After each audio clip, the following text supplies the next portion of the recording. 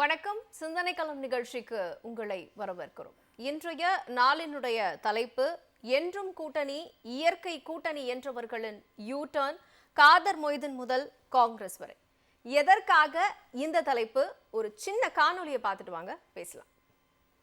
திமுக கூட்டணிக்கு திமுகவுக்கு ஓட்டு போடுவது 6வது கடமை என்று நான் சொன்னதும் இல்லை. அப்படின்னு நீங்களா கற்பனை பண்ணிக்கிட்டே அப்படி பாய் நீங்களா கற்பனை பண்ணிக்கிட்டா நீங்க கற்பனை பண்றதுக்கு நான் பதில் சொல்லணுமா? அப்புறம் சொல்லாத சொல்லி எப்படியா சொல்லாத சொல்லி நீ கேட்டா எப்படி சொல்ல முடியும்? என்ன சொல்ற நீ? இல்லையா சொல்லாத நீயே கேட்டா எப்படியா சொல்ல முடியும்? சொல்லாத சொல்லி பிரச்சாரம் சொல்ல முடியா? சொல்லாத கேட்டு என்ன பிரச்சாரம்? ஹஜ் செய்வது எப்படி பரவு கடமையோ, நோன்பு நோற்பது எப்படி பரவு கடமையோ, நபிகள் நாயகம் பேரை கேட்டால் ஸல்லல்லாஹு அலைஹி வஸல்லம் என்று சொல்லுவது எப்படி கடமையோ, அதே மாதிரி இந்த ஜனநாயக முற்போக்கு கூட்டணி வெற்றி பெற செய்ய வேண்டியது இந்த தேர்தலில் நமது பரவலான கடமை. இந்த ஜனநாயக முற்போக்கு கூட்டணி வெற்றி பெற செய்ய வேண்டியது இந்த தேர்தலில் நமது பரவலான கடமை. எதற்காக இந்த தலைப்பு அப்படிங்கிறதற்கான காணொலியே நமக்கு விரிவா சொல்லிடுச்சு. இந்த அமர்வில் நம்முடைய சிறப்பு விருந்தினர்களும் இணைந்திருக்கிறார்கள். திமுகவிலிருந்து மருத்துவர் சஃபி சுலைமான் அவர்கள் இணைந்திருக்கிறார். அரசியல் விமர்சகர் புதுமடம் ஹலீம் அவர்கள் நம்முடைய இணைந்திருக்கிறார். பத்திரிகையாளர் டிவி சோமு மற்றும் கோவையிலிருந்து வி ஸ்ரீநிதி இருவரும் இணையத்தின் வாயிலாக நம்முடைய இணைந்திருக்கிறார்கள். நால்வரையும் நிகழ்ச்சிக்கு வரவேற்கிறேன். நான் முதல்ல டாக்டர் சஃபி கிட்ட இருந்தே ஆரம்பிக்கிறேன். IUML கடந்த வருடங்கள்ல ஒரு பொதுக்குழுவை கட்சியின் சார்பில் கூட்டுறாங்க. அப்போ அதுக்கு யாரு தலைமையில் அவங்க கூட்டுறாங்க அப்படின்னு கேட்டீங்கன்னா, முத்தமிழறிஞர் கலைஞர் அவர்களுடைய தலைமையில அந்த பொதுக்குழுவை கூட்டுறாங்க. அப்போ கலைஞர் அவர்களை திரு காதர் மொய்தீன் அவர்கள் எப்படி சொல்றாரு அப்படின்னு கேட்டீங்கன்னா, இவர் ஒரு அவ்லியா அப்படின்னு சொல்றாரு, ஒரு இறை நேசர் அப்படின்னு சொல்றாரு. அப்புறம் மௌலானா அப்படிங்கிற அந்த வார்த்தையும் பயன்படுத்துறாரு. யார? கலைஞர் அவர்களை. அதற்கப்புறம் பாத்தீங்கன்னா, திமுகவிற்கு ஓட்டு போடுறது இஸ்லாமியர்களுடைய கடமை அப்படிங்கிற அந்த வார்த்தையும் அவர் சமீபத்துல தான் சொன்னாரு. ஆனா இன்னைக்கு அவரு அந்த வார்த்தையை நான் சொல்லல அப்படின்னு பத்திரிகையாளர்கள் கிட்டயே சொல்றதுக்கான ஒரு அரசு அவர் கையில எடுத்திருக்காரு.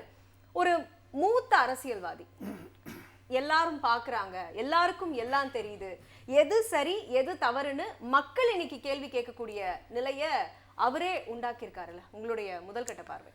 ரொம்ப பரிதாபமான நிலைமை. ஆக்சுவலாக மிகப்பெரிய மரியாதை வச்சுருந்த ஒரு அரசியல் தலைவர்களில் திரு காதர் மொய்தீன் அவர்களும் உண்டு.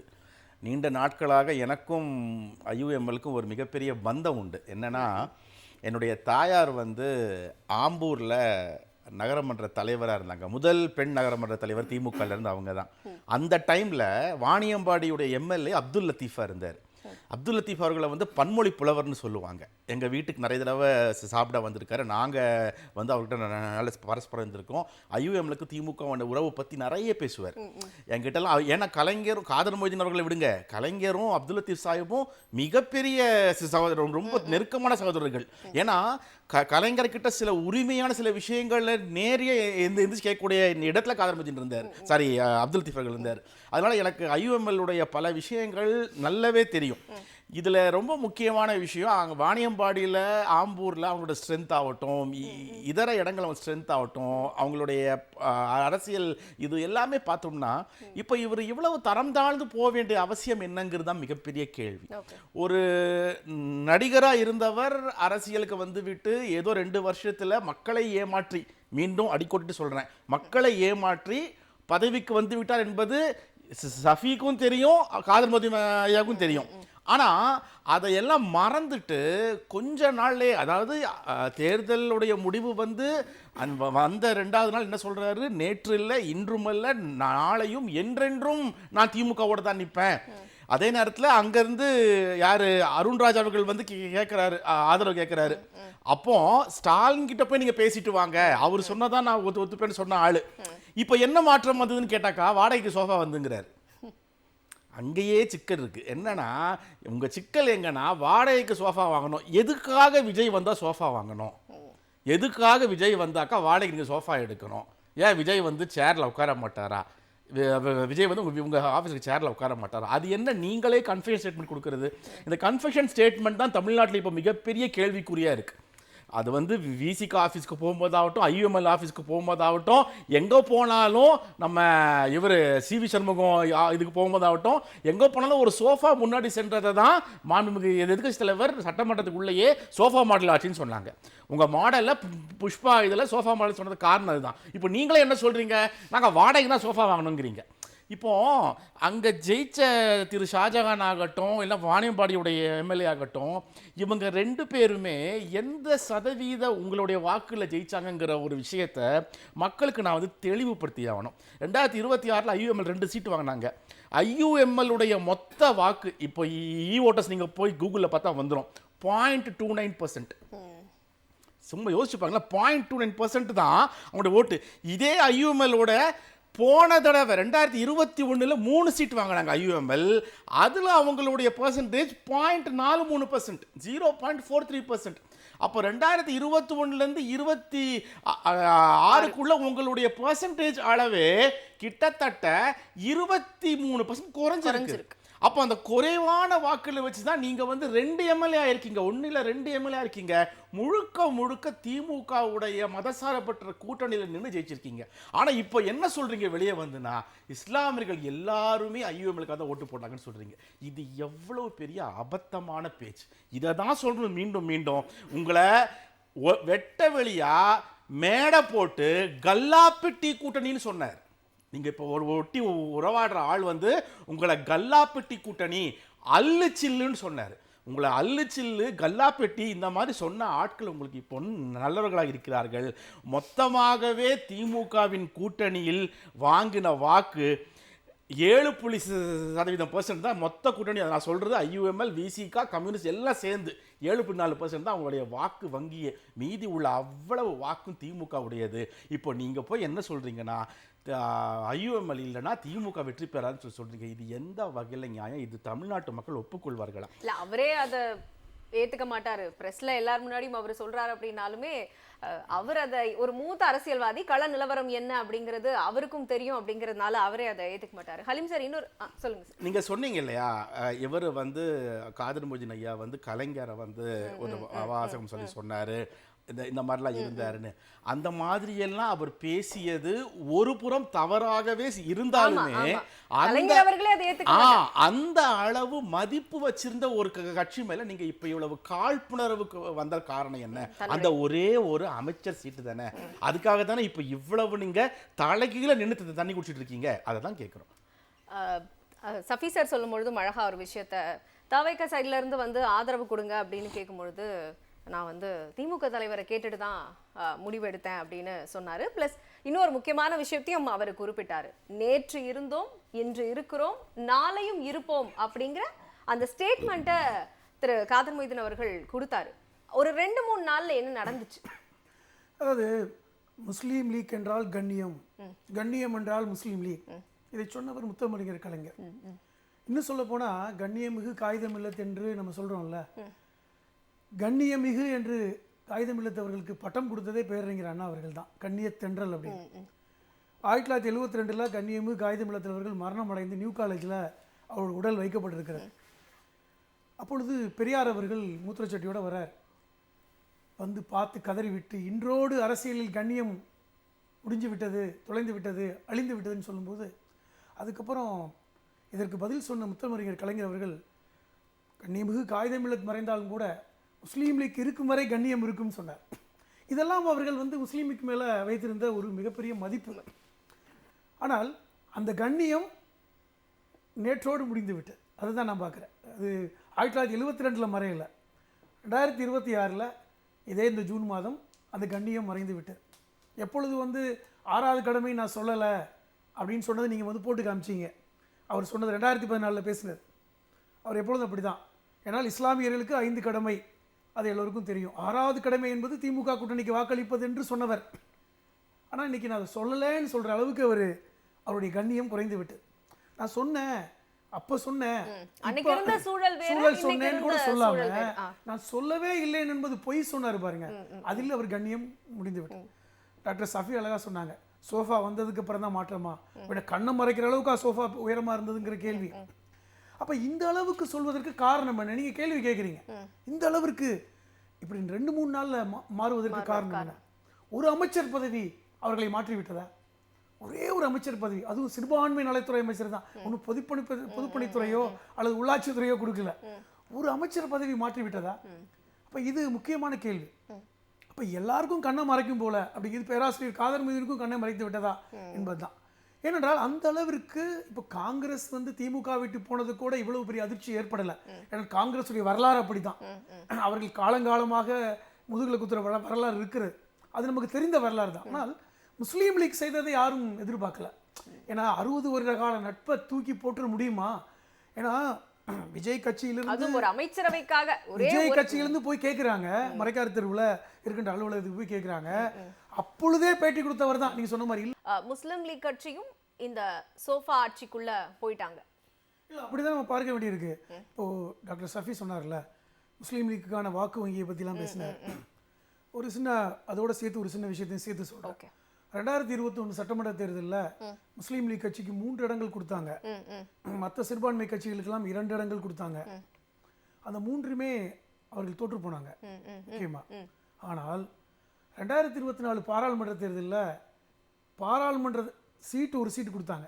தோற்ற கட்சிக்கு, வாக்கு சதவீதம் குறைந்த கட்சிக்கு ராமநாதபுரம் பாராளுமன்ற தொகுதியில் ஒரு இடமே கொடுத்தாங்க. மனிதநேய மக்கள் கட்சிக்கு கூட பெரிய டிசப்பாயின்ட் பண்ணாங்க. இது எதுக்கு சொல்றேன்னா, அந்த அளவிற்கு முஸ்லீம் லீக்கை திமுக மதித்தது, கண்ணியப்படுத்தியது. 60 ஆண்டு காலம் அந்த கண்ணியத்துடைய நீட்சி ஒன்று. அப்போ அந்த கண்ணியத்தினுடைய அடையாளமாகத்தான் அவருக்கு தகைசால் தமிழர் விருது கூட திரு ஸ்டாலின் அவர்கள் கொடுத்து பார்த்ததை பார்க்குறோம். நல்லகண்ணையாவுக்கும் அவருக்கும் தான் கொடுத்தாங்க. இப்போ இதெல்லாம் எப்படிப்பட்ட ஒரு இதுனா, அது காகிதமில்லத்தவர்களுடைய அந்த நீட்சி தான் இன்னைக்கு வரைக்கும் இருந்தது. இப்போ அதைத்தான் இன்னைக்கு தாங்க முடியல. நீங்கள் கேட்டீங்க, சோஃபா கண்ணை மறைத்து விட்டதா, அது வாடகை சோஃபா கண்ணை மறைத்து விட்டதா அப்படின்னு. மறைத்து விட்டது. ஆனால் இன்னொரு கோணம் இருக்கிறது. முஸ்லீம் லீக்ல 2 பிளவுகளாக இன்னைக்கு இருக்குதுங்கிற தகவலும் இருக்குது. அதாவது நம்ம தாவேகாவுக்கு போகணும், அதில் தான் லாபம் இருக்கு அப்படின்னு சொல்லி ஒரு செயல்படுவதும், இஸ்லாமிய கட்சி வேறு இஸ்லாமியர்கள் வேறு அப்படிங்கிற அந்த புரிதல் நிறைய பேருக்கு தானே. இப்போ நீங்க பாருங்களேன், இப்போ நீங்க இன்னைக்கும் திராவிட முன்னேற்ற கழகம் சிறுபான்மை கட்சிகளுக்குத்தான் சீட்டுகளை பங்கெடுத்து கொடுக்குறாங்க. பெரும்பாலான திராவிட முன்னேற்ற கழகத்தில் பயணப்பட்டு கொண்டிருக்கின்ற இஸ்லாமியர்களுக்கு பிரதிநிதித்துவம் கம்மியா இருக்கு. நீங்க பார்த்தா தெரியும். இங்க 6 இடம் 7 இடம் தூக்கி கொடுப்பாங்க. ஆனால் இங்க இருக்கின்ற திமுகவில் இருக்கின்ற முஸ்லீம்கள் பாரம்பரியமா இருந்துட்டு இருப்பாங்க. அவங்களுக்கு 2 இடம் 3 இடம் கிடைக்கிறதே பெரிய விஷயமா இருக்கும். அது எல்லாம் ஒரு சாக்ரிஃபைஸ் தான். இந்த தோழர் இருக்காருல்ல, சாக்ரிஃபைஸ் தான். இதெல்லாம் செஞ்சாங்க. இப்போ இதெல்லாம் எதனுடைய அடிப்படையில் இந்த சிறுபான்மை கட்சிகள் நம்ம கூட இருக்கணும். எல்லாரும் நினைக்கிறாங்க சிறுபான்மை கட்சிகள் இருந்தால் இஸ்லாமியர்கள் திமுகவுக்கு வாக்களிப்பாங்க. அப்படி இல்லைங்க. சிறுபான்மை கட்சிகள் இருப்பதனால் திமுகவுக்கு இஸ்லாமியர்கள் வாக்களிக்கல. அடிப்படையாக சிறுபான்மை மக்கள் திமுகவுக்கு வாக்களிப்பதனால் இந்த கட்சிகள் இங்கே இருந்தாங்க. அதை நீங்க புரிஞ்சுக்கணும் விஷயத்த. இந்திய குடியுரிமை திருத்த சட்டம் 2019 கொண்டு வந்த போது அப்பொழுது ஆட்சியில் இருந்தது எடப்பாடி அவர்கள். அப்போ எடப்பாடிகிட்ட போய் கேட்டாங்க, எல்லாருமே கேட்டோம், குறைந்தபட்சம் இந்திய குடியுரிமை திருத்த சட்டத்தை தமிழ்நாட்டில் அமுல்படுத்த மாட்டோம்னு ஒரு தீர்மானத்தை சட்டமன்றத்தில் ஏற்றுங்கன்னு. அப்போ எடப்பாடி அவர்கள் முதலமைச்சர் அவர் சொன்னார், அது என்னங்க எங்களை மீறியா நடந்துட போகுது, அப்படிலாம் பண்ண முடியாதுங்கன்னு. ஆனால் 2021 முத்துவேல் கருணாநிதி ஸ்டாலின் அவர்கள் முதலமைச்சராக பதவியேற்ற பிறகு கொண்டு வந்த முதல் தீர்மானமே இந்திய குடியுரிமை திருத்த சட்டத்தை நாங்கள் தமிழ்நாட்டில் அமுல்படுத்த மாட்டோம், அது மட்டும் இல்லாமல் அதற்கு முதல் படியாக இருக்கின்ற என்ஆர்சியையும் என்பிஆரையும் அமுல்படுத்த மாட்டோம்னு. இதுதான் இஸ்லாமிய மக்களை அங்கே ஒன்று போய் சேர்த்தது. ஒன்று. 2வது, இந்த இஸ்லாமிய மக்களுக்கான அந்த இது 3 விழுக்காடு இது இருக்கு பார்த்தீங்களா, அதை கொண்டு வந்தது 2008 கலைஞர் அவர்கள். அது எல்லா இடத்துலையும் பார்த்தீங்கன்னா அதை நீக்கிக்கிட்டு இருக்காங்க. மகாராஷ்டிராவில் 5 விழுக்காடு இருக்கின்ற ஒரு இடஒதுக்கீடை பாஜக அரசு, கூட்டணி அரசு நீக்குறாங்க. கர்நாடகாவில் பாஜக வரும்போது அதை நீக்கினாங்க. ஆனால் இங்கே எப்படி தெரியுமா, ஒருவர் இஸ்லாமியராக மதமாற்றம் நடந்தாலே நீங்க அந்த இடஒதுக்கீடுக்கு வரணும்னு சொல்லி சட்டம் ஏற்றிருக்காங்க. இதெல்லாம் நீங்க பார்க்கணும். இப்படி பல்வேறு விஷயங்கள். அதை விட இன்னொரு விஷயம் நான் சொல்லிக்கிறேன். இந்த வக்ஃப் திருத்த சட்டம் கொண்டு வந்தாங்க. அது மிகப்பெரிய அளவில் எதிர்ப்பை தெரிவித்தது திமுக தான் பாராளுமன்றத்தில். அந்த குழுவில் நம்மளும் இடம்பெறன்னு சொல்லிட்டு திரு ராசா அவர்களை இடம்பெற வைத்து, அப்பொழுது பாராளுமன்ற உறுப்பினராக இருந்த அப்துல்லா அவர்கள் இடம்பெற வைத்து அந்த குழு நாடு முழுவதும் பயணப்பட்டு அதற்கான அந்த வரைமுறை திட்டத்தை கொண்டு வருவதற்கு உடனடியாக அதை அமுல்படுத்தணும்னு சொல்லி சொன்னது திமுக. இப்போ இதெல்லாம் முஸ்லீம் லீக் செய்யல. நான் என்ன சொல்ல வரேன்னா, இது முஸ்லீம்களுக்கு தெரியுன்றேன். இங்க இருக்கின்ற சிறுபான்மை மக்கள் முஸ்லீம்கள் திமுகவை தெளிவாக புரிஞ்சு வச்சிருக்காங்க. இன்னைக்கும் இந்தியாவில் பெரும்பான்மையாக இருக்கின்ற முஸ்லீம்கள் எங்க இருக்காங்கன்னா அஸ்ஸாமில் இருக்கான். ஆனால் அங்கே அஸ்ஸாமில் தான் 2ஆம் குடிமக்களாக இருக்கான். இங்கே 7 விழுக்காடு மக்கள் தான் முஸ்லீம்கள் இருக்காங்க. ஆனால் இங்க இருக்கின்ற சுதந்திரம் எந்த நாட்டிலுமே எந்த மாநிலத்திலுமே கிடையாது. இதை கொண்டு வந்தது திமுக, இந்த ஆட்சி. இப்போ இதை மக்கள் புரிந்திருக்கிறாங்க. இந்த பாதுகாப்பு உணர்வை மக்கள் புரிந்திருக்கிறாங்க. இது முஸ்லீம் லீக்கால் வந்ததல்ல. அதை நீங்கள் நல்லா தெளிவாக புரிஞ்சுக்கணும். அதனால தான் நான் சொல்கிறேன், நீங்கள் சொல்கிற மாதிரி இந்த 0.4% வாக்குகள் போயிடுமா, ஆனால் அதுக்குமே போகாதுன்றேன். அதுக்குமே திமுகவோடு இருந்தனால வந்த வாக்குகள் தான் டாக்டர் சஃபி அவர்களுக்கு சொல்லிக்கிறேன். அதனால் இந்த முஸ்லீம் லீக் போனது சோவாக்காக போய்க்கிட்டோம், எது வேணாலும் போய்க்கிட்டோம். அங்கே போய் நின்று விஜய்க்கு வாக்களிப்பது ஆறாவது கடன் கூட சொல்லிக்கிட்டோம், அதை பற்றி பிரச்சனை இல்லை. இஸ்லாமிய சமூகம் இதை முழுமையாக புரிந்திருக்கிறது, அந்த உணர்வு இருக்கிறது, அது மாறாது.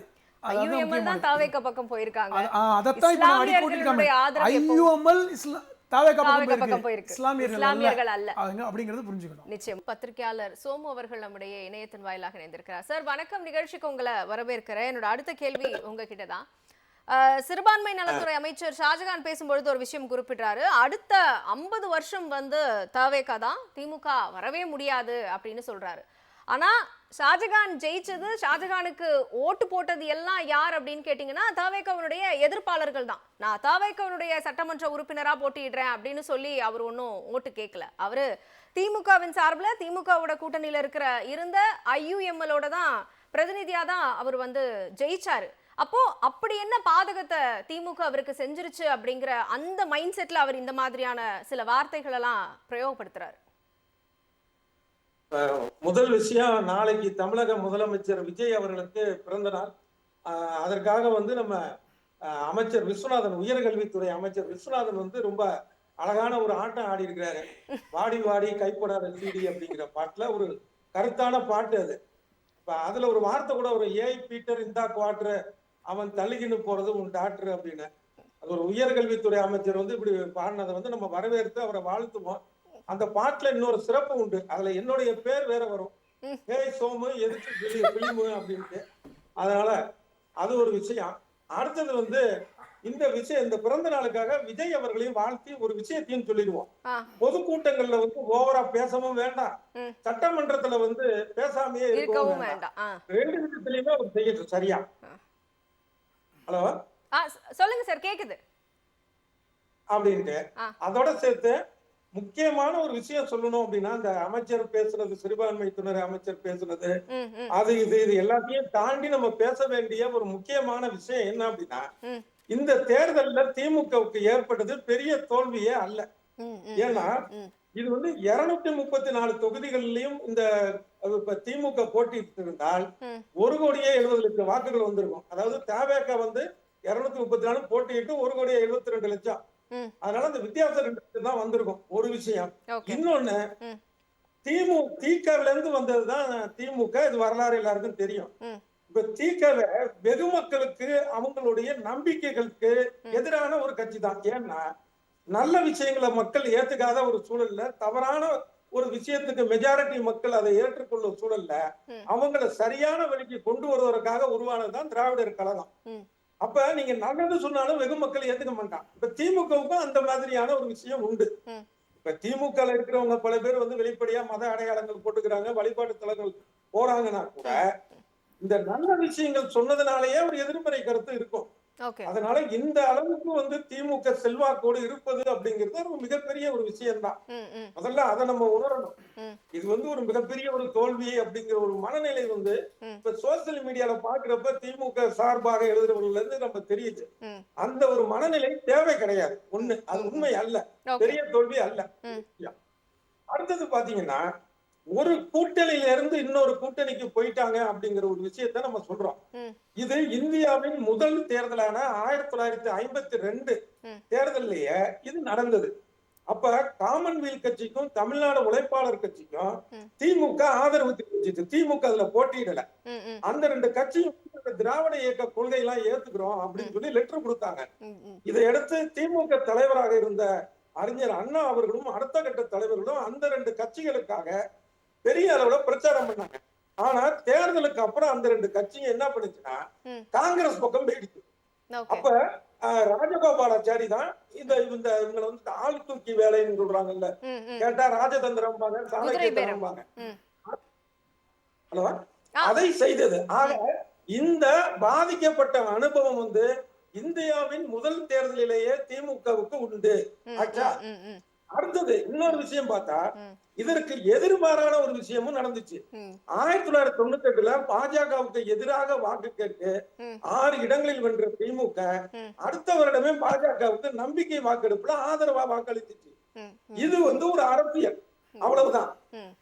இதுல வந்து இந்த இயற்கை கூட்டணி செயற்கை கூட்டணின்னு சொல்றலாம் வெறும் வார்த்தை விளையாட்டு தான். ஏன்னா இதுவே வந்து காதர் மொய்தீன் வந்து 60 ஆண்டு கால கூட்டணி அப்படிங்கிற மாதிரி எல்லாம் பேசுறாரு. ஆனா கடந்த 1999 நாடாளுமன்ற தேர்தலையும் 2001 சட்டமன்ற தேர்தலையும் அவர் வந்து திமுக கூட்டணிகள் கூட இல்ல. அப்ப திமுக பாஜக கூட்டணி இருக்குது. அப்ப அதுக்கு முன்னாடி 1991 கூட பிளவுபட்ட முஸ்லீம் லீக்ல இவரு லத்தீப் தான் திமுக கூட இருந்தாரு. இன்னொரு பிரிவு பாமக கூட இருந்தது. ஆச்சா, அதனால இல்ல இன்னும் இந்த இயற்கை கூட்டணிங்கிறதுக்காக சொல்ல வரேன். எப்படின்னா நம்ம யதார்த்தத்தை பேசுவோம். தம்பி உதயநிதி, சனாதனம்னா என்னன்னு தெரியுமா? அதை பத்தி பேசாதீங்க, பேசக்கூடாது. இந்தியா என்றால் இந்து, அயோத்தியில கோயில் கட்டது இந்துக்கள் பெருமையாளராங்க, சிஏஏ திட்டத்தெல்லாம் ஆதரிக்கிறோம் அப்படின்னு சொன்னது தேமுதிக பிரேமலதா. இப்ப அவங்க கடந்த தேர்தலில் திமுக கூட்டணிக்கு வரலையா? இப்ப அதே மாதிரி நத்தம் தொகுதியில போட்டியிட்டவர் யாரு? தமிழர் தேசம் கட்சியோட கே செல்வகுமார். அவர் முத்திரையர் வச்சிருக்கிறாரு. அவர் ஏற்கனவே RSS எல்லாம் பெருமையா சொன்னவர் தான்.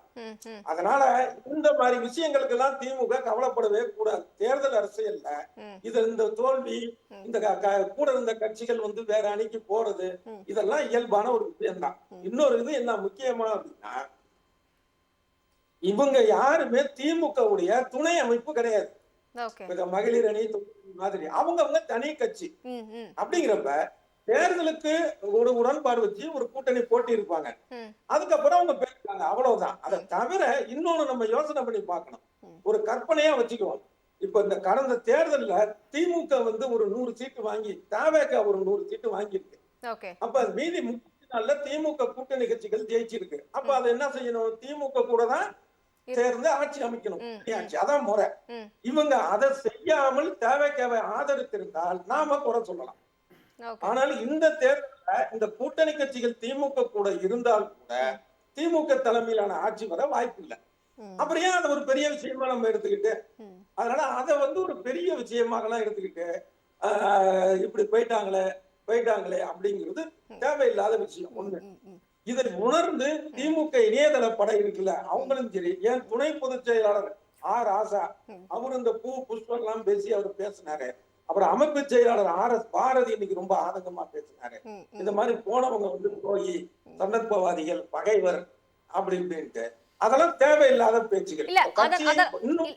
இல்ல, முற்றிலும் மாறுபட்ட கருத்தாதான் உங்களோட கருத்து இருந்துச்சு. அதை நான் கம்ப்ளீட்டா எடுத்துக்கிறேன். கட்சிகள் எடுத்த முடிவுகளை விமர்சிக்காதீங்க அப்படின்னு திமுக தலைவரும் குறிப்பிட்டிருந்தாரு. அதுல எனக்கு எந்த மாற்று கருத்தும் இல்ல.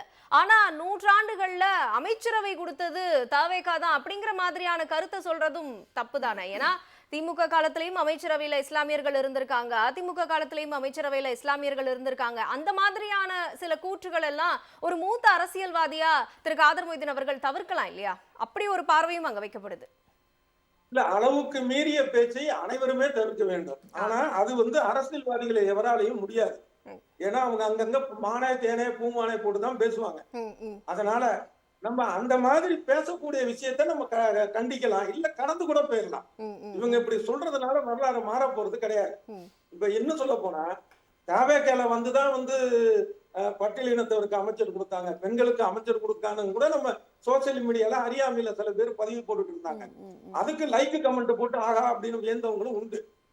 நம்ம அதனால அதை வந்து ஒரு பெருசா எடுத்துக்க வேண்டியது இல்லை. இப்ப இன்னொரு இது RS பாரதி சொன்னது வந்து ஒரு தவறான விஷயம் என்ன அப்படின்னா, அதை உணரணுங்கிறதுக்காக இது வந்து தோழமை சுட்டல் தான். அதாவது அதிமுக எம்எல்ஏக்களை போல கூட்டணி கட்சிகளும் எம்எல்ஏக்களும் ராஜினாமா செய்யிட்டு போக வேண்டியதானாங்கிறாரு. அப்ப என்ன அப்படின்னா, அப்ப அதிமுக உடைய எம்எல்ஏக்கள் மாதிரி கூட்டணி கட்சி ஆட்களும் வந்து திமுக எம்எல்ஏக்களா? அப்ப அவங்க தனி கட்சி இல்லையா அப்படிங்கிறது ஒரு கேள்வி. இன்னொரு விஷயம் வந்து என்னன்னா, அவங்க தெளிவா சொல்லியிருக்கிறாங்க, அங்க வந்து ஆளுநர் ஆட்சி மறைமுகமாக பாஜக ஆட்சி வந்துடக்கூடாதுன்னு.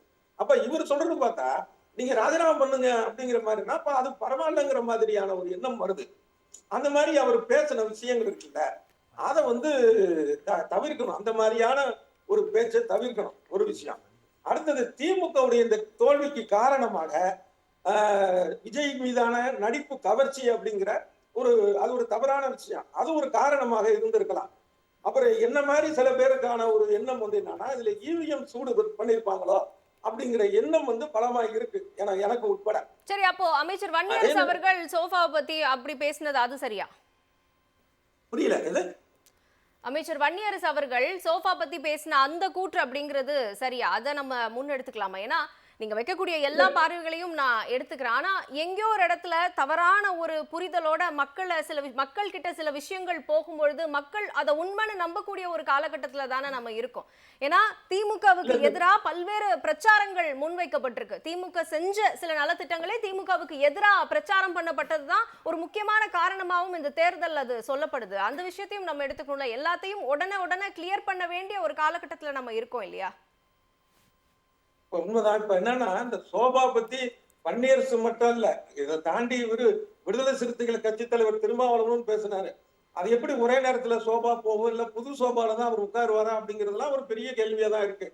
நம்ம அந்த மாதிரி அவங்க பேசின விஷயங்கள்லாம் நம்ம ஏத்துக்கல. அதே நேரத்தில் தொடர்ந்து ஒரு 30 வருஷமா நான் சொல்லிட்டு இருக்கிற ஒரு விஷயம், 15 எழுதிட்டு இருக்கிற விஷயம், 15 வருடங்களாக பேசிட்டு இருக்கிற விஷயம், பள்ளி பாடங்கள்ல அவர் அசோகர் வந்து மரம் நட்டார், ராஜேந்திர சோழன் வந்து கடாரம் கொண்டார், என்னென்னமோலாம் படிக்கிறோம்.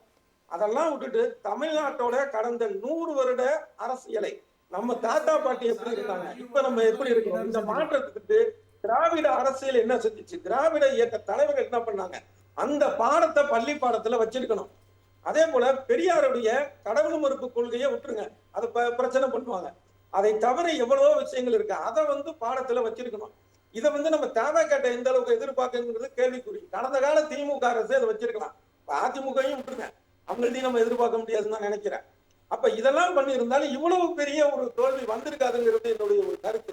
இதை தவிர இனிமையாவது திமுகவுடைய அந்த கூட்டங்களில் இந்த வரலாற்றை சொல்லணும், அந்த வரலாற்றின் மூலமாக அவர்கள் அங்க தெரிந்து கொண்ட அந்த இளைஞர்கள், தென் இளைஞர்கள், அவங்க போய் இன்னும் வெளியில மற்றவங்கள்ட்ட சொல்லணும். இன்னைக்கும் தமிழ்நாட்டிலேயே மிக அதிக அளவில் ஒரு துடிப்பான தொண்டர் படையை கொண்ட கட்சி திமுக தான். அதிகபட்சமா வாக்கு வந்து கூட குறைச்சிங்கிறது வரலாம், ஆனால் தொண்டர் படைன்னு பாத்தீங்கன்னா அதுல வந்து முதலிடம் வகிப்பது நம்பர் 1 வந்து திமுக தான்.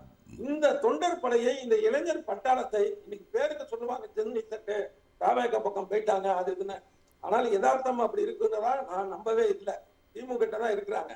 இப்ப மாவட்ட வாரியாக சீரமைப்பு கூட பண்ணி 120 மாவட்டங்களாக திமுக அந்த மாவட்டங்களை பிரிப்பதற்கான ஒரு வேலை போயிட்டு இருக்கிறதா இப்ப தகவல் வந்திருக்கு. இது ஒரு நல்ல விஷயம். அதே மாதிரி மிக மூத்தவர்கள் சில பேரை ஒதுங்கி இருக்க வச்சிருக்கிறாங்க, இன்னும் பல பேரை ஒதுங்கி இருக்க வைக்கணும். இன்னொரு முக்கியமான ஒரு விஷயம் என்ன அப்படின்னா, இந்த இணையதள ஆட்களுக்கு கொடுத்த ஒரு முக்கியத்துவத்தை பாரம்பரியமா அங்க இருக்கிற கட்சி நிர்வாகிகளுக்கு கொடுத்தாங்களாங்கிறது கடந்த தேர்தல் நேரத்துல அவங்களே அந்த கேள்வியை அவங்க கேட்டுக்கிட்டோம். இப்படி இந்த திமுக சார்பான கேள்விகளை கேட்டாலே மற்ற கேள்விகளுக்கு வந்து நிச்சயமா சோமு சார், முற்றிலும் மாறுபட்ட ஒரு கருத்தை நீங்க முன் வச்சீங்க. அது உங்களுடைய தனிப்பட்ட கருத்தாவே நான் எடுத்துக்கிறேன், அதுல எனக்கு எந்த மாற்று கருத்தும் இல்லை. ஆனா 20 வருட அரசியல், 60 வருட அரசியல் அப்படி பிரிஞ்சு போகும்பொழுது அந்த கட்சியை விமர்சிக்காதீங்க அப்படிங்கிறது திமுக தலைவரும் முதல்ல அவர் சொன்ன விஷயமும் அதுதான். அந்த கட்சி வேற கட்சிக்கு போகும்பொழுது அந்த விமர்சனத்தை யாரும் முன்வைக்கல. ஆனா எல்லாருக்குள்ளேயும் ஒரு ஆதங்கம் இருக்கும். அதையும் தாண்டி மாற்று கட்சியில போகும்பொழுது கண்ணியமா நம்ம என்ன வார்த்தைகளை முன்வைக்கிறோம், அந்த என்ன அரசியல் பார்வையை முன்வைக்கிறோம், இத்தனை வருடமா கூட்டணியில இருந்து பிரிகிறோம், அப்ப என்ன பார்வையை முன்வைக்கிறோம், என்ன மாதிரியான வார்த்தைகளை பயன்படுத்துறோம் அப்படிங்கிறதும் ரொம்ப முக்கியம். அப்புறம் இன்னொன்னு, ஏதோ ஒரு தவறான கருத்து பயன்படுத்தப்படும் பொழுது இல்ல அது பரப்பப்படும் பொழுது உடனடியா அதற்கான என்ன பதில் அப்படிங்கிறத கொடுக்க வேண்டிய ஒரு காலகட்டத்திலையும் இன்னைக்கு திமுகவும் இருக்கு, எல்லா கட்சிகளும் இன்னைக்கு இருக்காங்க. சமூக வலைதளத்துல தவறான ஒரு தகவல் பரப்பப்படும் பொழுது அந்த தகவல் அப்படி இல்ல, இது இப்படிதான் அப்படின்னு வேறு ஒரு பார்வையை கொடுக்க வேண்டிய கட்டாயத்துல இன்னைக்கு எல்லா கட்சிகளும் இருக்காங்க அப்படிங்கிற அந்த கருத்தையும் நான் தெளிவுபடுத்திக்கிறேன். நம்ம கூட கோவையில இருந்து ஸ்ரீநிதி இணைஞ்சிருக்காங்க. ஸ்ரீநிதி வணக்கம். நிகழ்ச்சிக்கு உங்களை வரவேற்கிறேன். திமுகவோட 60 வருட நட்பு, ஆனா தாவேக்காவோட இந்த புது கூட்டணி அப்படிங்கிறது வெறும் இந்த அமைச்சரவையோட நின்றுமா, இல்ல திரும்ப அது பவுன்ஸ் பேக் ஆகிறதுக்கான வாய்ப்பு ஏதாவது இருக்கா? அதே மாதிரி தேர்தலை பொறுத்த வரைக்கும் முதல்ல திமுக வந்து கூட்டணிக்கான அந்த இடஒதுக்கீடு பேச்சுவார்த்தைக்கு முதல்ல எப்பவுமே வந்து IUML தான் வந்து கூப்பிடுவார். சஃபி சார் வந்து எத்தனை பர்சன்டேஜ் வந்து இன்னைக்கு குறைஞ்சிருக்கு அப்படின்னு சொன்னாலுமே திமுக எப்பவுமே தேர்தல் பேச்சுவார்த்தைக்கு முதல்ல IUML தான் அழைப்பாங்க. அந்த அளவுக்கான ஒரு நம்பிக்கையும் ஒரு பிணைப்பும் ஒரு நட்பும் இருந்துச்சு. ஆனா எல்லாமே ஒரு அமைச்சரவைக்காக மாறிடுமா? முதல்ல வணக்கம்.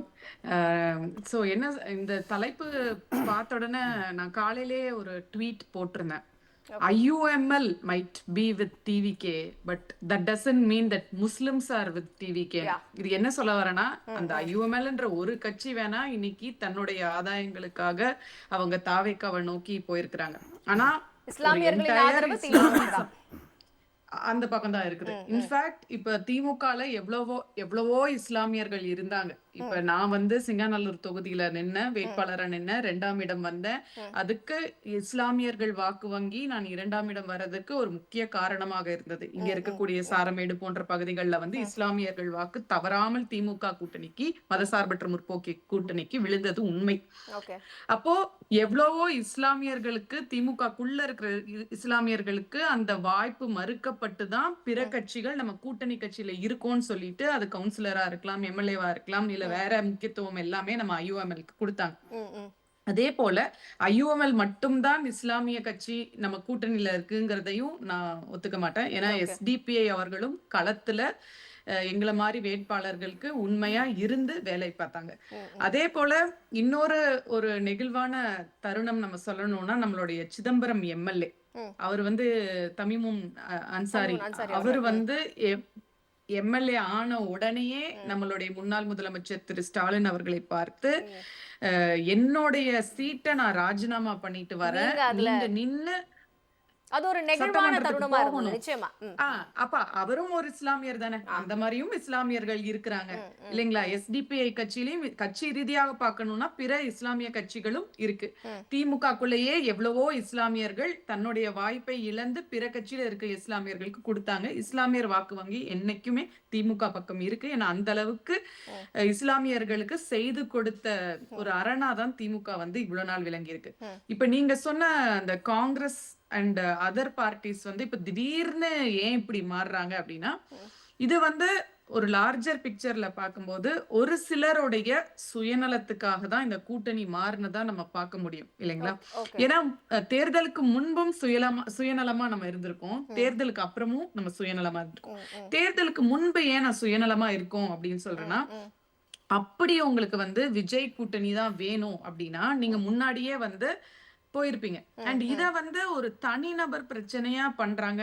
அதாவது திரு செல்வப்பெருந்தகை அவர்கள் வந்து இந்த மொத்த கூட்டணியையும், அதாவது கேடர் ஃபுல்லா விஜய் அவர்களுக்கு சப்போர்ட் செஞ்சதாகவும், இந்த சிதம்பரம் மற்றும் செல்வப்பெருந்தகை மட்டும் திமுக கூட்டணியை விரும்பி அந்த கூட்டணியை வேண்டா வெறுப்பா நம்ம போய் திமுக கிட்ட வச்சதா பேசுறதே ஃபர்ஸ்ட் தவறான கருத்து. ஏன்னா அப்படி ஒரு டெசிஷன் ஒரு தேசிய கட்சியில, ஒரு பெரிய கட்சியில இருக்கும்போது ஒரு தனிநபர் எந்த முடிவையும் எடுக்க முடியாது. ஏன்னா உங்களுக்கு முன்னாடியே நீங்க நியூஸ்ல கவர் பண்ணி இருந்திருப்பீங்க, தேர்தலுக்கு ஒரு நல்ல ஒரு மாச காலத்துக்கு முன்னாடியே இங்க இருந்து எல்லா MLAs, MPs, முக்கிய தலைவர்கள் எல்லாத்தையும் ராகுல் காந்தி அவர்களும் மல்லிகார்ஜுன் கார்கே அவர்களும் பர்சனலா சந்திச்சு ஒருத்தரையும் நம்ம வந்து தாவேகா கூட்டணி போகணுமா இல்ல DMK கூட்டணி போகணுமான்னு கேட்டு எல்லாத்தோட கருத்தை கேட்டு அன்னைக்கு நீங்க என்ன யோசிச்சீங்க? DMK கூட்டணி, மதசார்பற்ற கூட்டணி வந்து ஒரு சேஃப் பெட். ஏன்னா அவங்க என்ன நினைச்சாங்க, அந்த அளவுக்கு திமுக வந்து நம்மளுக்கு ஸ்கீம்ஸ் பண்ணி இருந்தது, மக்கள் மீது மகளிர்கிட்ட நல்ல ஒரு வரவேற்பு இருந்தது, அப்போ நம்மளுக்கு போகணும் அப்படின்றது.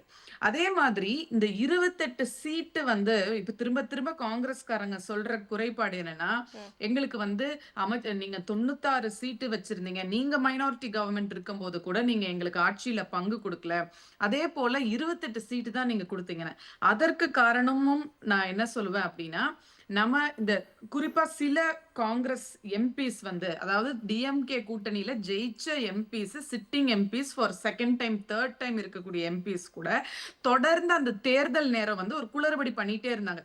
சரி, ஓகே, நீங்க எல்லா எம்எல்ஏவும் எம்பியும் திரு ராகுல் காந்தி அவர்கள் சந்திக்கிறாங்க, மதசார்பற்ற முற்போக்கு கூட்டணி ஸ்டாலின் அவர்களோட டிராவல் பண்ணணும்ன்ற முடிவை நீங்க எடுத்துட்டீங்கல்ல, எடுத்ததுக்கு அப்புறம் எதுக்கு தொடர்ந்து பல எம்பி இல்லாதவங்களும் வந்து திரும்ப திரும்ப சோசியல் மீடியால விஜய் கிட்ட தான் உண்மையான காங்கிரஸ் இருக்குன்னு குழப்புறாங்க. ஆனா அவங்கள உண்மையிலேயே சிட்டிங் சீட் வந்து டிஎம்கே ஆதரவுல அவங்க ஜெயிச்சிருக்காங்க. அப்படி இருக்கிற சூழ்நிலையில அந்த ஹோல் ஈக்குவேஷன் வந்து ஆன் கிரவுண்ட் வந்து அஃபெக்ட் ஆகுது. அப்ப என்னை போன்றவர் வந்து திமுக கூட்டணியில நாங்க போய் எலெக்ஷனை ஃபேஸ் பண்ணும்போது அது திரும்ப பல்வேறு ப்ராப்ளம்ஸ்க்கு நம்ம எடுத்துட்டு போகுது. அப்ப நான் சொல்ல வர்றது, தேர்தலுக்கு முன் உங்களுக்கு ஒரு சேஃபான ஆப்ஷன் வேணும்னு நீங்க திமுக கூட போறீங்க. சரி, தேர்தல் ரிசல்ட் முடியுது, நீங்க வந்து அமைச்சரவையில பங்கேற்கணும் அப்படிங்கிற கருத்தை நான் ஏத்துக்கிறேன். ஏன்னா எல்லா கட்சிகளும் வந்து தன்னோட கட்சியை வளர்க்கணும். அந்த நம்ம 1960 அப்புறம் நம்மளுக்கு அது வந்து ஒரு எல்லாரும் வந்து நினைக்கக்கூடிய விஷயம். ஆனா ஒரு அமைச்சர்னாலேயோ 2 அமைச்சர்னாலேயோ இல்ல ஒரு ராஜ்யசபா எம்பினாலேயோ உங்க கட்சி எப்படி வளரும் அத சொல்லுங்க. இப்ப நீங்க வந்து சென்ட்ரல் ஆட்சியில இருக்கும் பொழுது இங்க தமிழ்நாடு காங்கிரஸ் கமிட்டி வளர்ந்ததா? 40% இருந்த ஓட் பேங்க 4% ஆக்குனவங்க தான் சில தலைவர்கள். அப்படி இருக்கும் பொழுது நீங்க வந்து அங்க மேல ஆட்சியில இருக்கும் பொழுதே எங்க தமிழ்நாட்டுல வந்து கட்சி வளராத போது ஜஸ்ட் ஒரு 2 மினிஸ்ட்ரி வந்து விஜய் அவர்கள் கொடுக்கறதுனால தமிழ்நாடு காங்கிரஸ் கமிட்டி எப்படி வளர்ச்சி அடையும்? இன்னைக்கே வந்து பாத்தீங்கன்னா அதுல ஒரு அமைச்சர் வந்து அவர் வந்து இன்டர்ன், அவர் சோமு சார் சொன்ன மாதிரி அவரு போய் ஒரு உயர் கல்வித்துறை அமைச்சர், ஒரு காங்கிரஸ்ங்கிற ஒரு பெரிய இயக்கத்துல இருந்து வரக்கூடியவர் வந்து இன்னைக்கு அவருடைய ஸ்டாண்டர்டை கம்மி பண்ணிட்டு போய் பாட்டுக்கு ஒரு பள்ளியில டான்ஸ் ஆடுறாங்க. டான்ஸ் ஆடுறது யாரும் இங்க தப்புன்னு சொல்ல வரல.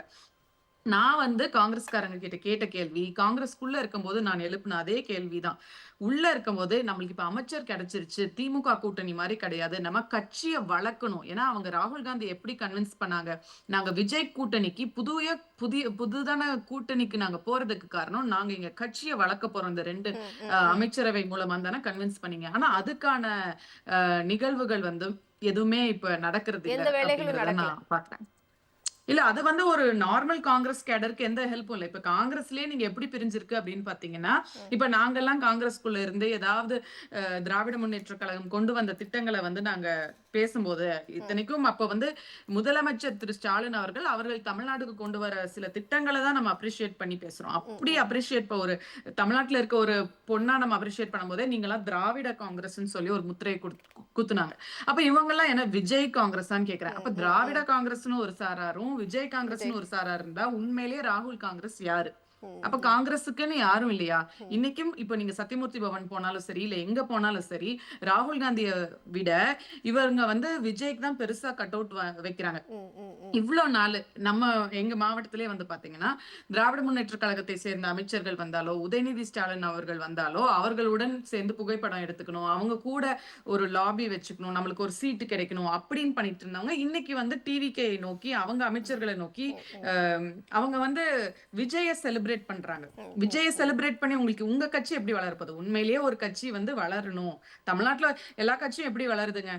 சீமானா இருந்தாலும் யாரா இருந்தாலும் நான் தான் முதலமைச்சர் கேண்டிடேட்னு அவர் சொல்றாரு. அவங்களுடைய தலைவரை பிரையாரிட்டியா வச்சுதான் அந்த கட்சியினுடைய வளர்ச்சி இருக்கணுமே ஒழிய அமைச்சரவையில நான் இடம் பெற்றேன் அப்ப எனக்கு யாரு ஆதரவா இருக்காங்களோ அந்த கட்சியினுடைய தலைவரை பிரையாரிட்டைஸ் பண்ணி என்னுடைய கட்சியினுடைய வளர்ச்சி இருக்கு. அவங்க நம்ம அந்த கட்சி வளரவே வளராதே. நான் இளைஞர் அணியில இருக்கும் போதும் அதே கேள்விதான் எழுப்புறேன்.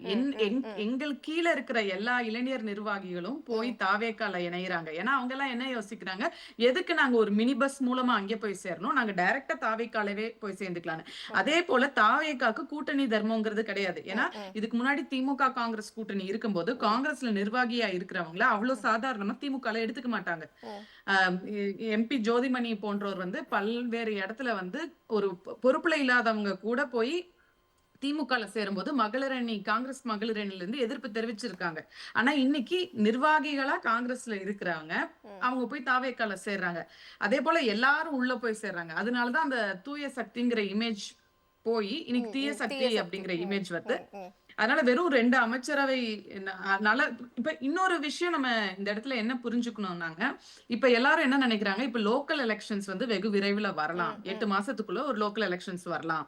இப்ப நம்மளுக்கு திராவிட முன்னேற்ற கழகத்துல இப்ப எங்க ஊர்ல ஒரு 100 வார்டு இருக்குன்னா ஒரு 10 சீட்டு 12 சீட்டு கிடைச்சிட்டு இருந்ததுன்னா ப்ராபப்ளி இப்ப விஜய் கூட மேபி நம்மளுக்கு அதிகமா நாங்க கேட்க போறோம், நாங்க 30 சீட் கேட்க போறோம். அப்போ அதுக்குள்ள இருக்கவங்க என்ன நினைக்கிறாங்க, சரி நான் இப்போ ஒரு அடுத்த 10 மாசத்துக்கு நான் இந்த கூட்டணியில டிராவல் பண்ணும்போது எனக்கு ஒரு கவுன்சிலர் ஆகிறதுக்கு வாய்ப்போ, மேயரோ துணை மேயரோ இந்த மாதிரி ஏதோ ஒரு அங்கீகாரம் கிடைக்கலாம். ஏன்னா 2029 வரைக்கும் கூட மக்கள் யோசிக்கல. ஏன்னா 2029க்கு இந்த அலை எப்படி மாறும்னு தெரியல. ஏன்னா அவரு ஜேர்னலிஸ்ட் அண்ணன் சொன்ன மாதிரி அப்ப வந்து அந்த இதே சினிமா மோகம் இருக்குமான்னு தெரியாது. பல்வேறு தவறுகளை இப்ப திராவிட முன்னேற்ற கழகம் ஒரு இடத்துலயும் டீச்சர் மாதிரி இப்பவே அந்த சினிமா மோகம் இருக்கா மக்கள் மத்தியில அப்படின்னு எனக்கு தெரியல. பவர் கட் ஆகும் பொழுது சினிமா மோகம் வந்து காப்பாத்தல, குடிநீர் பிரச்சனை வரும் பொழுது சினிமா மோகம் வந்து காப்பாத்தல. அப்ப மக்களுக்கே இதெல்லாம் புரியும் பொழுது கண்டிப்பா கூட்டணியில இருக்கிறவங்களுக்கும் கொஞ்சம் கொஞ்சமா புரியும் அப்படின்னு நினைக்கிறேன். ஹலீம் சார், நான் முக்கியமான ஒரு விஷயம் உங்ககிட்ட கேட்கணும்.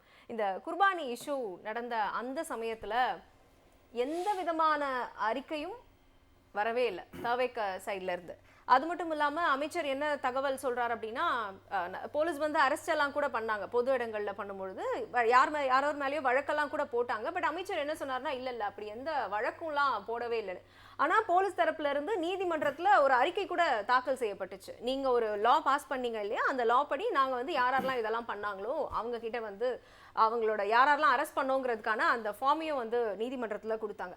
கலைஞர் அவர்கள் பீரியட்லயும் இந்த மாதிரியான ஒரு இஷ்யூ நடக்குது. அப்போ கலைஞர் அவர்கள் என்ன பண்றாரு அப்படின்னு கேட்டீங்கன்னா, இரவோட இரவா ஜட்ஜு கிட்ட போய் இல்ல இது வந்து நீங்க சொல்ற சட்டம் வந்து விற்பனைக்கு தான் அது வந்து கரெக்டா இருக்கும், பட் மத நம்பிக்கைக்கு அது சரிப்பட்டு வராது அப்படின்னு நைட்டோட நைட்டா பேசி அந்த குர்பானி இஷ்யூக்கான அந்த ஜட்மெண்ட் அவர் வந்து வாங்கி கொடுக்கிறாரு. அப்போ இன்னைக்குன்னு இல்லை, எப்பவும் சிறுபான்மையினருக்கு அதுவும் குறிப்பா முஸ்லிம்களுக்கு எந்த ஒரு பிரச்சனைனாலும் முதல் அறிக்கை அப்படிங்கிறது திமுக கிட்ட இருந்து வந்துடும். குர்பானி இஷ்யூலயுமே வந்து திமுக தலைவர் அறிக்கையை வந்து கொடுத்திருந்தாரு.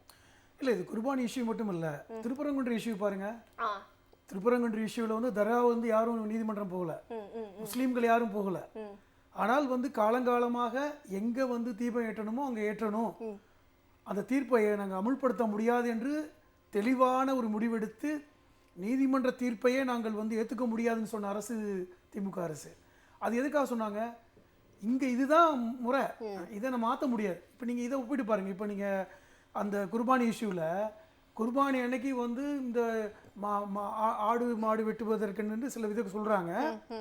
அதுக்கு வந்து இந்த அரசு எந்த இடத்துலையுமே ஒன்றுமே ரியாக்ட் பண்ணலை.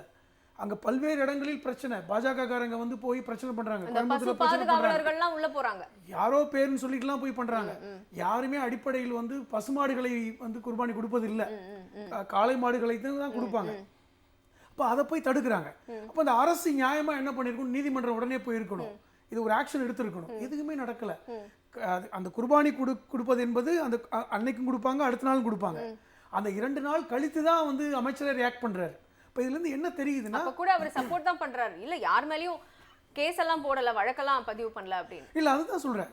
அப்போ வந்து அமைச்சர் ஷாஜஹான் வந்து கிட்டத்தட்ட வந்து இதற்கு வந்து இது நாங்க ஒன்றும் பெருசா இது ஒன்றும் தப்பு பண்ணல, நாங்க இதை செய்யறோம். இப்போ கிட்டத்தட்ட அதுதான், அதாவது ஒரு வேகமாக முடிவெடுப்பது. அப்போ இனிமே முஸ்லிம்களுக்கு எதிராக நடக்கக்கூடிய விஷயங்கள்ல இனிமே சமரசம் தான் இருக்குமா? அப்படித்தானே இருக்கும். நீங்க என்ன செய்வாங்க, நீ ஒவ்வொரு விஷயத்துல அப்படித்தான் இருக்கும். இப்ப நீங்க இந்த வக்ஃப் திருத்த சட்டத்தில் பல்வேறு கூறுகள் இருக்கு, அது திமுக எதிர்த்தாங்க, பாராளுமன்றத்தில் அது விஷயமா வந்து பெரிய அளவுல விவாதம் பண்ணாங்க. இதெல்லாம் இவங்க எடுத்து போய் செய்ய போறாங்களா? கிடையாது. இப்போ இவர்கள் சார்பில் இருக்கின்ற ராஜ்யசபா எம்பி இப்போ காங்கிரஸ் கொடுத்துருக்காங்க, அவர் எந்த மாதிரி அந்த சக்கரவர்த்தி எடுத்து பேசுவாருன்னு தெரியாது. இப்போ இதெல்லாம் இருக்கிறது. அதை விட எனக்கு இந்த கடந்த முறை இந்த பத்திரிகையாளர் சோமு அவர்கள் பேசுனதுக்கு நான் சொல்லணும். அவர் நமக்கு நண்பர் தான். அவர் என்ன சொல்றாருன்னா, இந்த திமுகவுடைய அமைப்பு செயலாளர் இப்படி பேசிட்டாங்க, ஆர் ஆசா அவர்கள் இப்படி பேசுறாங்கன்னு. எனக்கு என்ன புரியலைன்னா, திமுக மேல நீங்க பல்வேறு விமர்சனங்கள் வைப்பீங்க, திமுக கடந்து போகும். திமுக மேல நீங்க வந்து குற்றச்சாட்டுகளை முன்வைப்பீங்க, திமுக கடந்து போகும். ஆனா பதில் பேசக்கூடாது. அப்ப இவர்கள் திமுகவுடைய தொண்டர்களுடைய உணர்வை வெளிப்படுத்தவே கூடாதா? இப்போ அதான் அர்த்தம். வெளிப்படுத்தினா நீங்க இப்படி பண்றீங்க, இது தவறானது, இது ஒரு பணையார்த்தனம், இது வந்து ஒரு மேம்போக்கான இந்த தனம் அப்படிலாம் பேசுறீங்க. இப்போ இது எப்பொழுதுமே காலங்காலமாக இப்படி ஒரு குற்றச்சாட்டை வச்சுக்கிட்டே இருக்காங்க. திமுக வந்து வெளிப்படுத்துவது, ஏன்னா திமுகவை போன்று ஒரு இப்போ சமீப காலமாக திரு ஸ்டாலின் அவர்கள் வெளிப்படுத்துகின்ற நாகரிக அரசியல் யார் வெளிப்படுத்துறாங்க? இன்னைக்கும் காங்கிரஸ் இப்படி ஒரு துரோகம் பண்ணிட்டு போயிட்டாங்க. ஆனால் திரு ராகுல் காந்தி அவர்களுக்கு வாழ்த்து சொல்றாரு திரு ஸ்டாலின் அவர்கள். இந்த நாகரிக அரசியலை பத்தி பேச மாட்டாங்க. ஆனா வந்து நீங்க வந்து எதிரான ஒரு வார்த்தையை வந்து அடுத்த பயன்படுத்திட்டா உடனே பத்திரிகையாளர்கள் போர்வையில் இருப்பவர்களோட கொதிக்கிறாங்க. அது என்ன காரணம் எனக்கு புரியல. இது என்ன அது? இது வந்து இப்படி கொதிக்கிறதுல என்ன பிரச்சனை இருக்கு? அப்ப திமுகவோட தொண்டர்களுடைய உணர்வுகளை வெளிப்படுத்தவே கூடாதா? நான் தான் கேட்கிறேன். இப்ப ஐயூமலை பத்தி நம்ம பேசுறோம், அவர்கள் செஞ்ச துரோகத்தை பத்தி பேசுறோம், உடனே வந்து நம்ம பேசக்கூடாது, அவங்க வேணா பேசலாம், அவங்களுக்கு வேணா பெரிய சோபா கிடைச்சிருக்கு, உங்களுக்கு கிடைச்சதா அப்படிங்கிற மாதிரி பேசுறதெல்லாம் என்ன நியாயமான விஷயம்னு எனக்கு புரியல. இப்ப இந்த மாதிரியான தொடர்ச்சியாக ஒரு வன்மத்தை திமுக மேலே ஏன் கக்குறாங்க? அதான் நான் கேட்கிறேன். நடுநிலை என்று பேசக்கூடியவர்கள் கூட அதை கக்குறாங்க. இதை வந்து திமுக மேல தொடர்ச்சியா இந்த வன்மத்தை கக்கி இப்படி பேசக்கூடாது, நீங்க பேசக்கூடாது, அவங்க பேசலாம். இப்போ இதை நம்ம முக்கியமா பார்க்கணும். இப்போ எனக்கு முன்னாடி தோழர் பேசினாங்க சகோதரி, இப்போ ஷாஜகான் அவர்களுடைய அந்த பாபநாசம் சட்டமன்றத்தில் நீங்க கவனிக்கணும், அங்க இருக்கின்ற சுவாமி மலை, அது 6 படை வீடுகளில் 4வது முருகன் கோயில். அது அந்த முருகன் கோயில் அவருக்கு லிஃப்ட் வசதி வேணும்னு கேட்கிறவர் யாருன்னா திமுக கூட்டணியில் போட்டியிட்ட ஒரு இஸ்லாமிய சட்டமன்ற உறுப்பினர் பேராசிரியர் ஜவாஹிருல்லா. அமைச்சர் ஷாஜகான் பத்தி சொல்லும் பொழுது, நீங்க வாக்கு கேட்க போகும்பொழுது உங்களுடைய அந்த வாகனத்துல பச்சை கலர்ல ஒரு கொடி இருக்கு, கருப்பு சிவப்பு கொடி இருக்கு, ஆனா நன்றி தெரிவிக்க அதான் சொல்ல வரேன். அப்ப அப்படி கேட்கின்றவர் சட்டமன்ற உறுப்பினர் பேராசிரியர் ஜவாஹிருல்லா அந்த தொகுதியில் கேட்கிறாரு. கேட்கிற யாருக்காக கேட்கிறாங்க? அறுபடை வீடுகள் முக்கியமான வீடான சுவாமிமலை பக்தர்களுக்காக கேட்கிறாங்க. செய்து கொடுத்தது திமுக அரசு. 3.5 கோடி செலவுல நீண்ட நாள் கோரிக்கை நிறைவேற்றுறாங்க. இது ஒன்று. இதே பாபநாச தொகுதியில் ஆட்கள் மாறிட்டாங்க. இப்ப ஷாஜகான் வந்து பிரச்சாரத்துக்கு போறாரு. இவருக்கு வாக்களித்தே தீர வேண்டும் என்று பிரச்சாரம் செய்தவர் திரு உதயநிதி ஸ்டாலின் அவர்கள். அதை நம்ம பார்த்தோம். ஒரு டீ கடையில் உட்காந்து டீ சாப்பிட்டுட்டே சொல்றாங்க, இவருக்கு ஜெயிக்கணும், இது வந்து முக்கியமான கடமை அப்படின்னு. இப்ப இதெல்லாம் திமுக செய்யணும். ஆனா திமுக வந்து எதிர்கருத்தை வைத்து விட்டால் உடனே கொந்தளிக்கிறீங்க. இது என்ன நியாயம் நான் கேட்கிறேன். சஃபி சார், முக்கியமான ஒரு பார்வையும் இங்க முன்வைக்கப்படுது. தொடர்ந்து திமுக வந்து ஒரு ஜென்டில் பாலிடிக்ஸ்லேயே இருக்கணும், யாரையும் விமர்சிக்க கூடாது, த ஜென்டில்மேன் அந்த அக்ரிமெண்ட்குள்ளேயே தான் இருக்கணும். திமுக வந்து அந்த ஸ்கேலை தாண்டி போயிட்டாலே எதிராளர்களுக்கு பொருட்கள் அப்படிங்கிறது அது வேற விஷயம், நம்ம அதை பத்தியே பேசல. ஆனா யாருக்குமே அப்படி ஒரு ஸ்டாண்டை வந்து திமுக எடுக்கவே கூடாதா? இது எப்பவுமே வந்து காலங்காலமாக, அதாவது தமிழ்நாடு அரசியலில் திமுகவுடைய பிரவேசம் வந்ததுலேருந்தே காலங்காலமாக திமுக இல்லாத திமுக எதிர்கட்சிகளுக்கு கொடுக்கக்கூடிய மிகப்பெரிய ப்ரிவிலேஜ் இது. எப்போவுமே நீங்கள் காலங்காலமாக எம்ஜிஆர் ஆகட்டும், அம்மையார் ஜெயலலிதா ஆகட்டும், ராஜாஜி ஆகட்டும், இப்போ வந்திருக்கிற எடப்பாடி ஆகட்டும், விஜயகாந்த் விஜயகாந்த் வந்து அவர்கள் வந்து சேரில் தூக்கி போட்டு அடித்தார் ஒன்றும் சொல்ல மாட்டாங்க. ஆனால் நம்ம ஏதாவது ஒன்று பேசிட்டாக்க பெரிய இதாக சொல்லுவாங்க. அதை இது வந்து காலங்காலமாக இருக்கக்கூடிய விஷயம்தான். அதில் வந்து இப்போ நம்ம கூட கூட்டணியிலே இருந்து வெற்றி பெற்று எதிரணியில் போய் உட்கார்ந்து நம்மளையே வசைப்பாடுவர்கள் புதிதல்ல. ஏன்னா நீங்கள் உங்கள் தலைப்பில் வந்து இது யூ-டர்னா கேட்டிருக்கீங்க. இது யூ-டர்ன் இல்லை, டெட் எண்ட். அவங்களுக்கு மொத்தத்தில் டெட் எண்ட். அதோட அதாவது எனக்கு தெரிஞ்சு ஐயூஎம்எல் ஆகட்டும், இன்னும் பிற கட்சிகளுடைய அரசியல் அஸ்தமனம் இது அப்படிதான் நான் சொல்லுவேன். இன்னைக்கு ரொம்ப முக்கியமான ஒரு விஷயம் மேடம், நம்ம தமிழ்நாட்டில் வந்து அமோனியா பாய்சனிங்னு ஒரு விஷயத்தில் இன்னைக்கு மிகப்பெரிய விஷயமா நாடே பார்த்து கொண்டிருக்கு. நாளைக்கு தமிழ்நாடு முதல் விஜய் அவர்களுடைய பிறந்த நாள். ஆனால் அவர் ஆட்சி பொறுப்பு ஏற்றிலிருந்து அண்ணன் நம்ம முன்னாள் காங்கிரஸ் செல்வப்பதிகள் சொன்ன மாதிரி மரண ஓலம் கேட்டுக்கொண்டிருக்கிறது. அதில் மிகப்பெரிய மரண ஓலம் இது. ஒரு டாக்டரா சொல்ற அமோனியா பாய்சனிங் ரொம்ப மோசமானது. ரீசன் அது பல்மனரி எடிமா, நம்ம நுரையீரல் நீர்க்கோக்கில் இருந்து மூளையோ நீர்க்கோத்து வரையும் ரொம்ப மோசமான விஷயத்துக்கு போவோம். ஃபிட்ஸ் வரும் பேஷண்ட்டுக்கு, கோமாக்கு ஈஸியாக போயிடுவாங்க. அது ரொம்ப முக்கியமாக வந்திருக்கிற இதில் வந்து இந்த பார்ட்டிகுலேட் மேட்டர்னு சொல்லுவோம், காற்றில் நிற்கக்கூடிய பார்ட்டிகுலேட் மேட்டர்.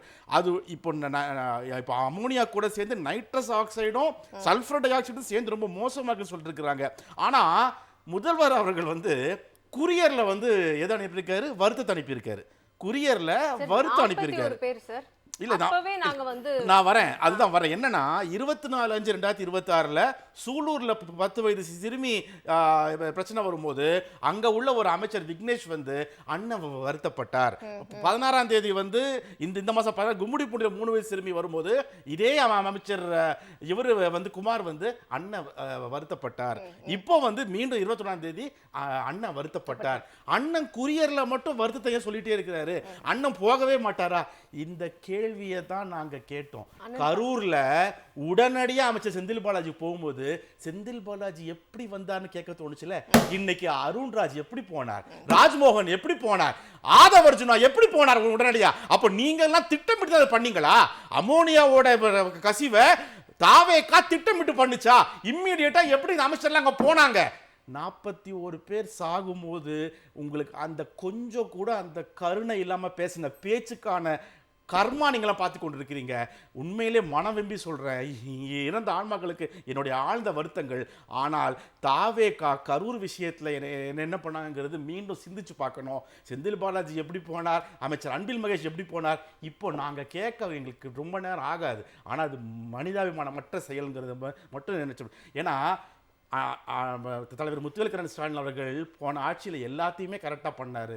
ஆனால் கரூரில் ஒருத்தர் அவருடைய கூட்டத்தில் இதை பண்ணிட்டு வெளியே வந்தவரை மட்டும் தப்பிக்க விட்டுட்டாரு. அன்னைக்கு விடாமல் இருந்தாருன்னா இன்னைக்கு தமிழ்நாடுன்னு சொல்லிட்டு பார்த்துருக்கோம். நிச்சயமா இறந்தவங்களோட நம்பர்ஸ் அவங்க கரெக்டா வெளியிட்டாங்களாவே அதுவே பெரிய விஷயமா தான் பார்க்கப்படும். எஸ், இன்னைக்கு மாறுபட்ட கருத்துக்கள். ஒவ்வொரு அமைச்சரும் ஒவ்வொரு சொல்றாங்க. முதல்ல 7ங்கிறாங்க, இப்போ 2ங்கிறாங்க, 9ங்கிறாங்க.